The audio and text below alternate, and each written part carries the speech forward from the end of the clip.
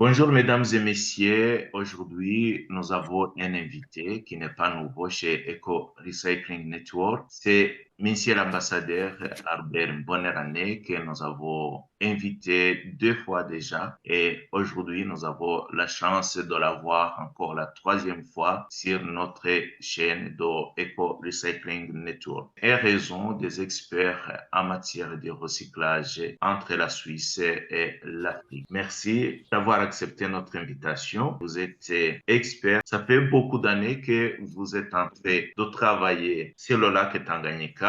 Il y a beaucoup de choses qui se passent. Et je me souviens que quand on a parlé dans nos interviews que nous avons eues, vous avez prononcé le mot. Le lac Tanganyika me parle. Je ne sais pas si vous pourriez encore nous dire ce que le lac Tanganyika vous disiez à l'époque, avant de parler de ce qui se passe aujourd'hui. La parole est à vous, Ok, messieurs.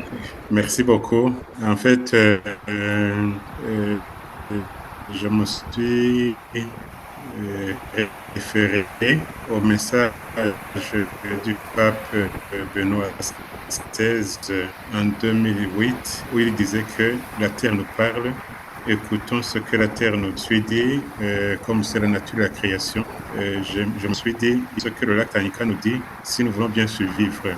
Et le lac Tanganyika, je me souviens un jour où on célébrait la journée du lac Tanganyika le 22 juillet, et le lac disait j'ai besoin de vous comme vous avez besoin de moi.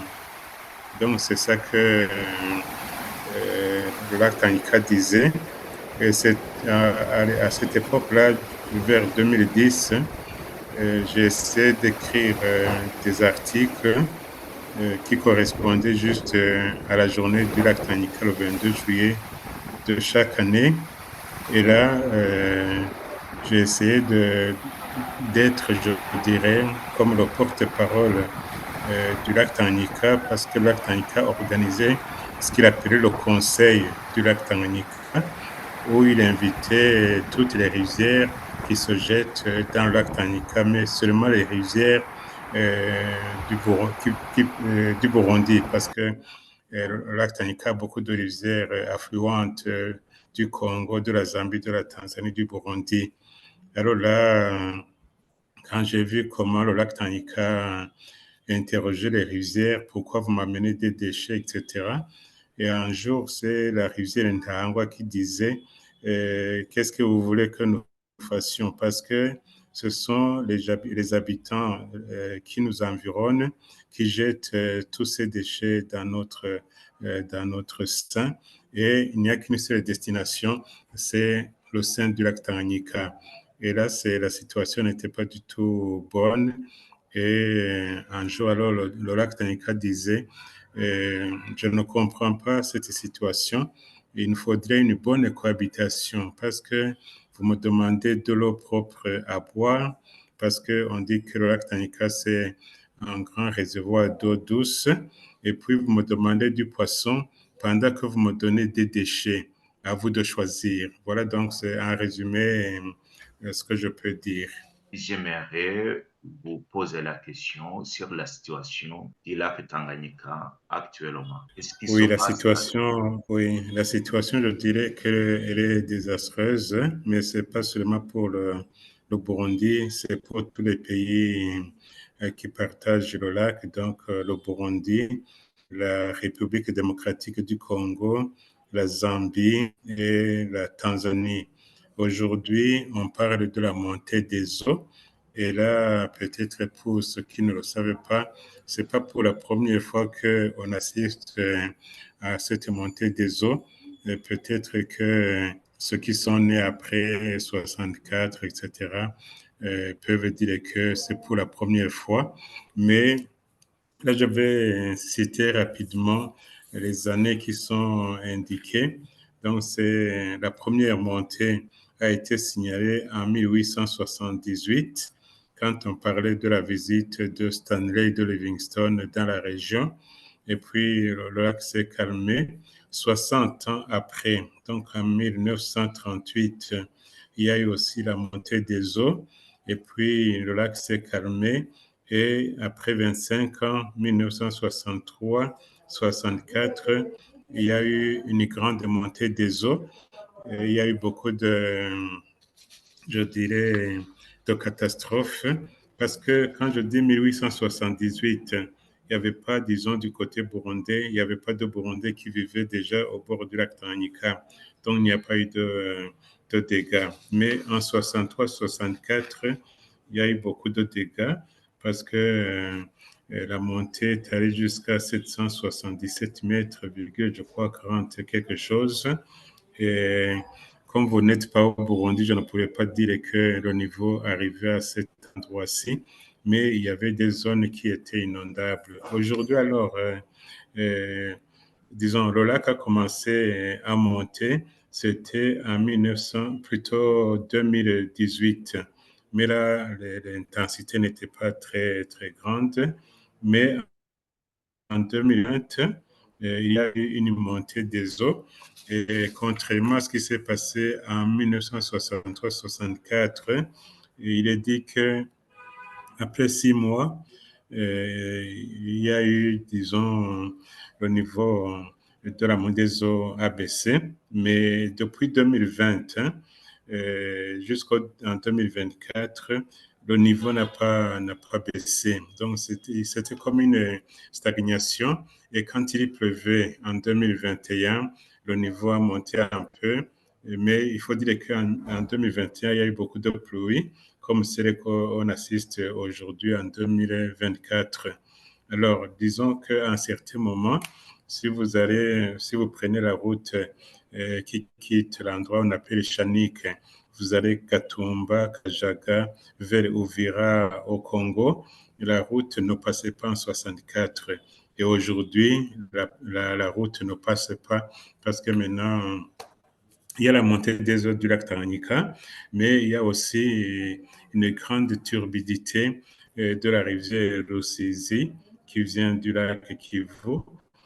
Alors, quand l'eau n'entre pas dans le lac Tanganyika, l'eau doit trouver un autre endroit. C'est pourquoi maintenant, on assiste à des inondations dans la région qu'on appelle Kajaga, Gatumba, etc. Et puis aussi, un autre quartier qu'on appelle Kibenga, où il y a eu beaucoup de destruction. Voilà donc ce que je peux dire comme résumé. Ici, je n'ai pas parlé du sud du pays vers Rumongi, la route qui mène Bujumbura, Rumonge, Nyanzarak et ne passe pas comme elle devrait le faire. Voilà. Quel est le lien entre le message que Lola vous a donné et la situation actuelle? Est-ce qu'il y aurait un lien exact, Oui, monsieur l'ambassadeur? oui, il y a un lien parce que des fois, quand nous disons la montée des eaux de la Tanganyika, il y a aussi des phénomènes, je dirais, résultant de l'action de la personne humaine. Quand vous voyez les déchets que les rizières drainent vers le lac Tanganyika, il faudrait se poser la question d'où viennent ces déchets, que ce soit les déchets ménagers, les déchets plastiques et tout ça. C'est-à-dire que ça vient de la personne humaine. Et puis aussi, quand l'acte Tanganyika dit j'ai besoin de vous, vous avez besoin de moi, c'est-à-dire qu'il faut penser à la protection de la biodiversité du lac Tanganyika, donc la propriété de l'eau et puis les êtres halieutiques comme les poissons, etc. Et puis aussi au niveau de la construction, c'est bien que se développer, c'est bien, mais il y a des zones, je dirais, des zones inondables, non constructibles, où on ne devrait pas construire. Alors, si les Burundais décident d'aller construire au bord du lac Tanganyika, normalement, on devrait se référer au texte de loi, que ce soit le code de l'eau ou bien le code de l'urbanisme. Et avant de construire au bord du lac, au bord de la rivière, il faut une étude. Donc, je disais que quand on voit les mouvements cycliques 1878, 1938, 1963, 64 et aujourd'hui 2024, il faudrait faire attention parce qu'il n'y a aucune technologie pour arrêter l'eau. Alors si le lac revenait, la montée revenait en 2040, 45, 2070, faudrait-il encore une fois revivre la même situation? Parce qu'au niveau humain, il y a des catastrophes, au niveau économie, il y a des catastrophes. Donc, comme disaient les Français, maintenant on a oublié, vaut mieux prévenir que guérir. La guérison aujourd'hui, je me dis que si on devait, disons, réparer tout ce qui a été détruit avec cette montée des eaux, ça va coûter plus cher que ce que l'on aurait pu dépenser pour dire il ne faut pas construire ici. Donc, des études, je dirais, environnementales. Voilà. Que fait le gouvernement pour trouver la réponse à cette situation à partir des données que vous avez ou l'étude que vous avez menée jusqu'à aujourd'hui? Est-ce qu'il y a quelque chose, est-ce qu'il y a des actions, que ce soit du côté de l'aménagement du territoire, que ce soit du côté de l'aménagement des déchets, tout ça, ou que fait le gouvernement actuellement pour la prévention, comme vous venez de le dire, monsieur l'ambassadeur?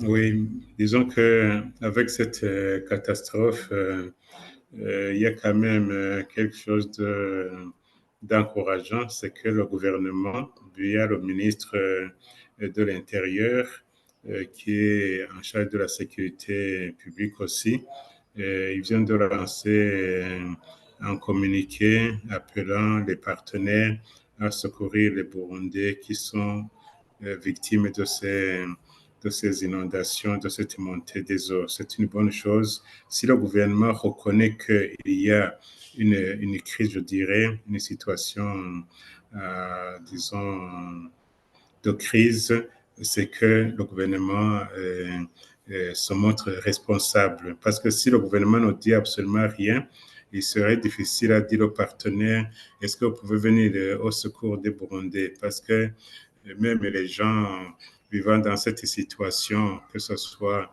ceux de Gatumba ou bien de Lumongue, etc., d'Okibenga, ils disent qu'il faut que le gouvernement nous vienne au secours.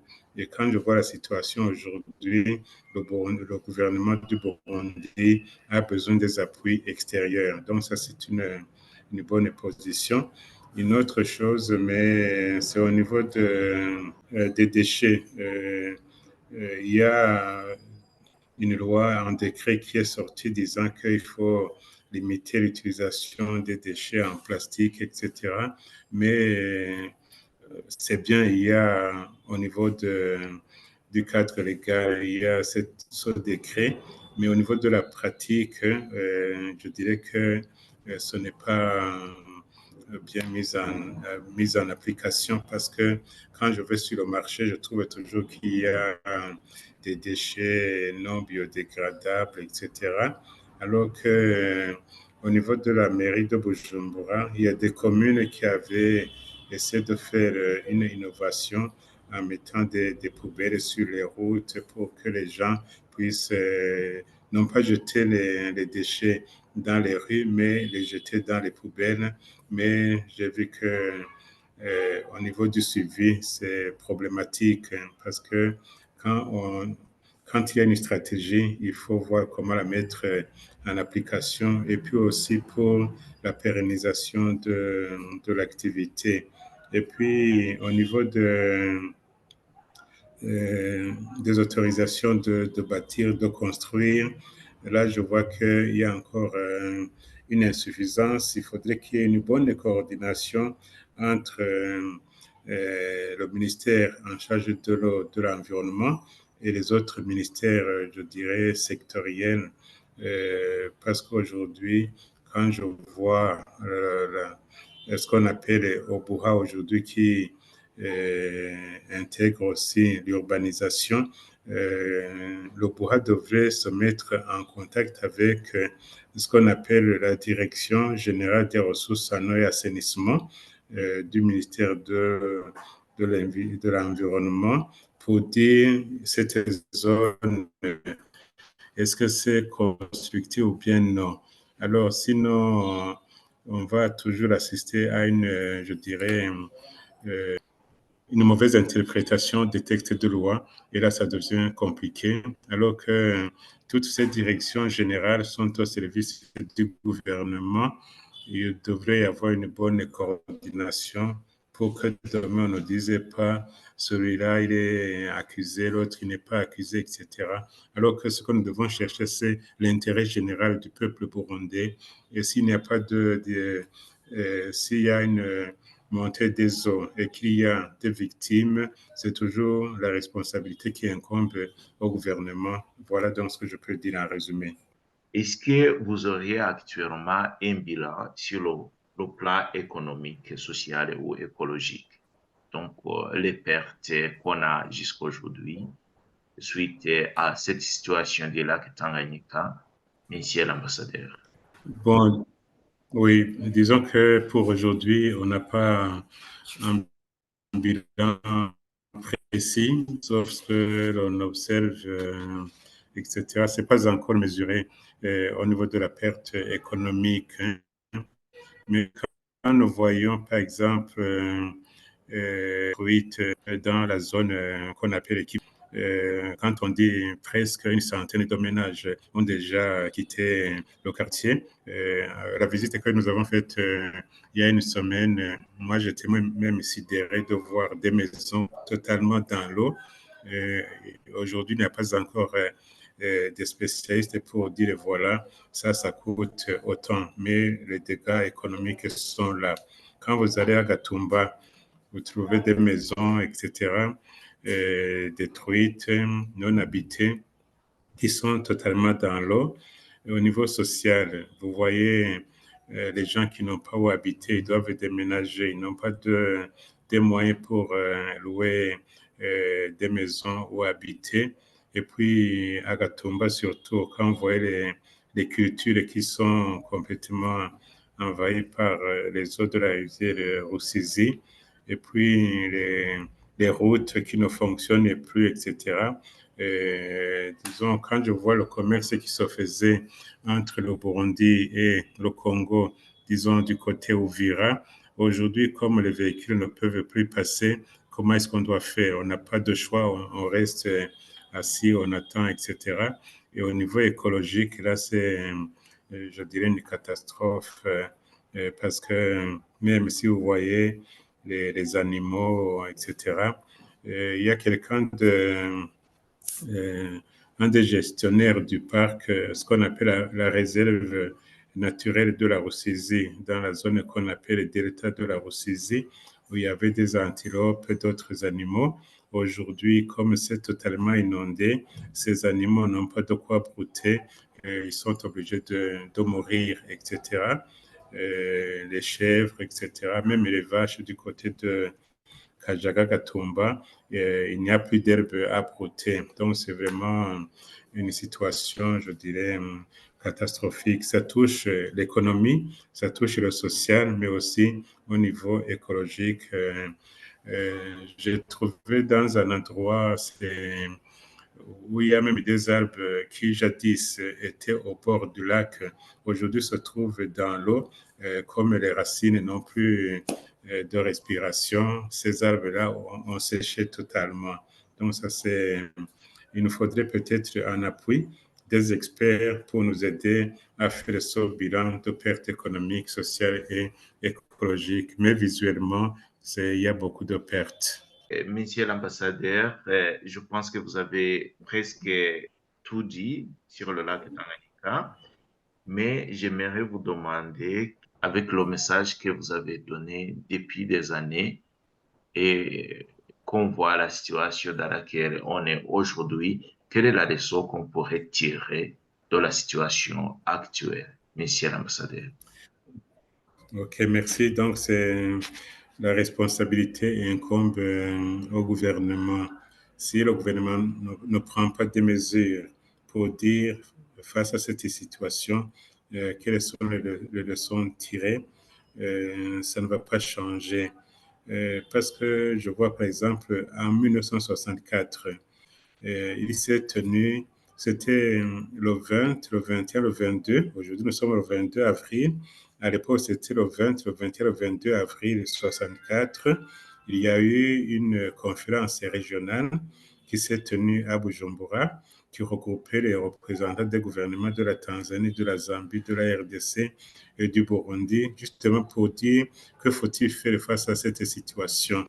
Et aujourd'hui, je me suis toujours dit, c'est mon souhait, qu'il faudrait que les 4 pays, et maintenant c'est pas seulement les 4 pays, il faudrait y ajouter le Rwanda parce que quand je vois les eaux qui viennent du lac Kivu passer par la rivière Rusizi, il y a aussi une implication. Il faudrait que les gouvernements se disent, voilà, ce qui s'est passé en 1963-64 se reproduit aujourd'hui en 2024. Que faudrait-il faire pour éviter qu'on vive la même situation en 2040-45 ou bien 2060-70? Donc, je disais qu'un enfant qui était né en 1962, qui a assisté à cette situation de la montée des eaux, nous sommes à Gatumba, à Kajaga, Gatumba. Et puis, la famille a été évacuée vers Ngagara, par exemple. Et puis, après, disons que le niveau s'est abaissé, ils sont retournés à Gatumba. Cette personne qui était née en 62, aujourd'hui nous sommes en 2024, il vient de vivre ce qu'il avait vécu en 1962. Je ne voudrais pas, je ne souhaiterais pas que l'enfant qui est né en 2022 à Gatumba, qui est en train d'assister à cette catastrophe, de revivre la même chose en 2040, 45, 2050, 60. Alors, il faudrait que, ça c'est mon souhait, mais ça c'est de la responsabilité du gouvernement, parce que nous pouvons continuer à parler, mais les gens nous disent déjà que les gens de Gatumba ne voudraient pas quitter Gatumba, alors que quand je vois la destruction des maisons, des cultures, etc., et puis des enfants qui n'ont plus rien à manger, imaginez-vous. Donc là, une bonne chose de faire pour prévenir ces situations serait que il y a des experts, et il y en a au Burundi, qui puissent identifier un endroit, disons au niveau de l'aménagement du territoire, pour dire voilà une zone non inondable. Et là, on devrait tout faire pour y aménager un village vraiment viable. Parce qu'aujourd'hui, quand on dit on évacue les gens pendant 3 mois, et puis après 3 mois, ils reviennent pour revivre la même situation, je me dis que ce n'est pas pérenne. Donc, il faudrait que ça, c'est la première chose. La deuxième chose, c'est que il faudrait que le gouvernement investisse beaucoup dans le respect des textes de loi en disant, voilà, il n'y a plus de construction qui soit autorisée dans ces zones-là. Même aujourd'hui, si on disait, il faudrait peut-être que je vous lise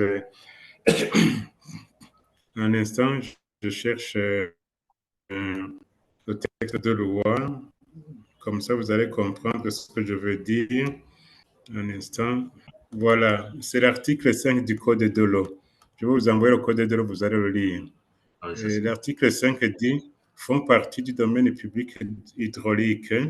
Alors, alinéa 3, il est dit ceci les bords ou rives des lacs sur une largeur de 150 mètres pour le lac Tanganyika, 50 mètres pour les autres lacs du pays, une largeur de 25 mètres sur chacun des bords pour les rivières affluents du lac Tanganyika. Écoutez ceci, à partir du niveau le plus élevé qu'atteignent les eaux ça c'est mon avis. On peut oublier ce qui s'est passé en 1963-64, mais aujourd'hui, on vient de voir le niveau le plus élevé. Ok, donc je disais que au niveau de la responsabilité du gouvernement, c'est la mise en application des textes de loi, le code sur l'urbanisme, le code de l'eau, le code de l'environnement, etc. Et puis aussi tenir compte de ces mouvements cycliques de la montée des eaux du lac Tanganyika. Donc, je disais qu'il faudrait voir comment délocaliser les populations qui vivent au bord du lac Tanganyika, surtout du côté de Gatumba, pour éviter de revivre ce que les gens ont vécu en 1963-64, ce que les gens sont en train de vivre aujourd'hui en 2024. Il ne faudrait pas que ça se répète. Même quand on dit dans 50 ou bien dans 25 ans, ce n'est pas mon problème. Il faut éviter ce que nous disons après moi le déluge. Maintenant, c'est une question de prévention. Il faudrait avoir une bonne vision pour les générations futures. Et puis, une autre chose, c'est la protection des rivières. Il faudrait que, pour éviter que les rivières continuent à drainer beaucoup de terre, il faudrait que les rivières affluentes du lac Tanganyika, ici je parle de la rivière plutôt du côté burundais, quand vous voyez les rivières Ntahangwa, Moha, Kanyosha, Mutimbuzi, etc., et les autres lacs vers Chibitoke, toutes ces rivières qui tirent les eaux de la crête Congo-Nil, si les rivières ne sont pas bien protégées, s'il y a toujours érosion des terres, etc., vous voyez que l'envasement du lac va toujours dominer la situation. Et puis aussi le recyclage des déchets. Il y a quelqu'un qui me disait les déchets, ce n'est pas un problème. Si on met en place une unité de recyclage, ça devient aussi une piste de création d'emplois pour les jeunes qui sont au chômage aujourd'hui. Voilà donc ce que je propose pour l'avenir, parce que le lac Tanganyika, il faut retenir que c'est un des grands trésors d'eau douce dans le monde. Il ne faudrait pas que demain, avec la pollution, etc., les enfants qui sont en train de naître aujourd'hui, en 2040-45, il n'y ait plus de l'eau à puiser qui viennent du lac Tanganyika via la régie des eaux, ou bien si vous allez au sud, à Rumonge, etc., il faut savoir que sans l'eau, la vie n'est pas possible. Mais quand l'eau est polluée, etc., ça devient une source de maladie. Et au niveau de la santé, ça coûte énormément cher. Et puis l'assainissement, c'est un domaine aussi jusqu'à aujourd'hui qui n'est pas, je dirais, plus ou moins oublié.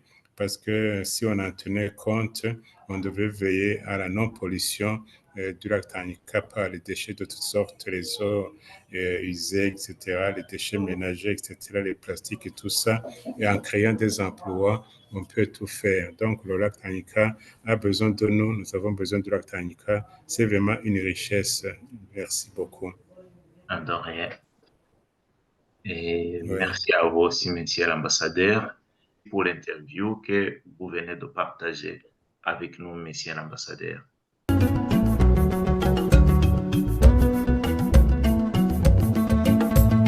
Tanganyika na mulongwe baitu msekano, Tanganyika na mulongwe baitu msekano.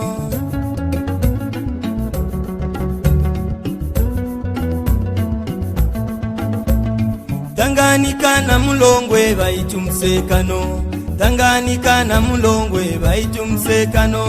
Tanganyika na mulongwe baitu msekano, Tanganyika na mulongwe baitu msekano. Na iriringa irengera